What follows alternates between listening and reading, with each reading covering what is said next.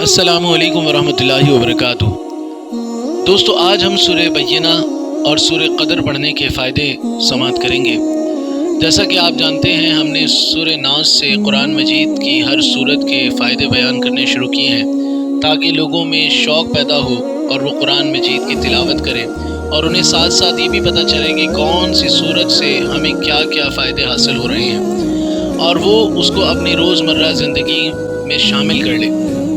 تو ہمارے ساتھ اس ثواب میں لازمی شامل ہوں، کیونکہ بات اصل یہ ہے کہ آج ہم قرآن مجید سے خود بھی دور ہیں، اور جو اس طرح کی جستجو رکھنے والے ہیں ان کا ساتھ بھی نہیں دیتے۔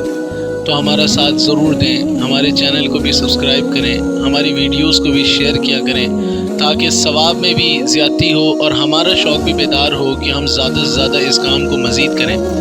تو شروع کرتے ہیں آج کی اس ویڈیو کو۔ سورہ بینہ، اس سورت کو 21 بار صبح کے وقت جو شخص پڑھے گا، اللہ تبارک و تعالی اس کے مرض کو دور کر دے گا۔